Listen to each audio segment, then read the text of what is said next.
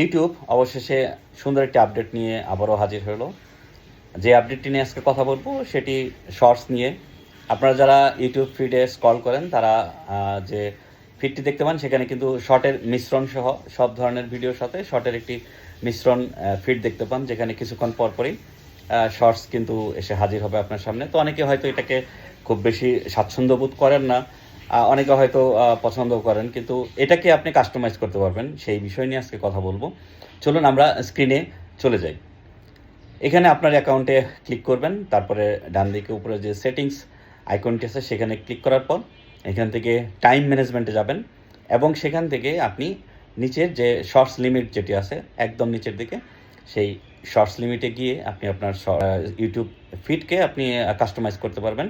আপনি এখানে ক্লিক করে শর্টস কতক্ষণ বন্ধ রাখবেন আপনি, সেটা 15 মিনিট থেকে 30 মিনিট, 45 মিনিট, 1 ঘন্টা, 2 ঘন্টা, সর্বোচ্চ 2 ঘন্টা পর্যন্ত আপনি এই শর্টস বন্ধ রাখতে পারবেন।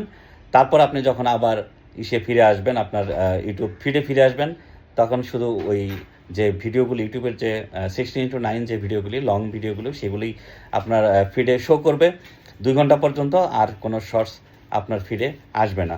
2 ঘন্টা পরে অটোমেটিকলি আবার আপনার শর্টসগুলো আপনার ফিডে ফিরে আসবে। তো এই আপডেটটি আসলে আমার কাছে দারুণ লেগেছে, যেহেতু কাস্টমাইজ করা যায়, এটি আসলে দারুণ একটি আপডেট। ভালো থাকবেন সবাই।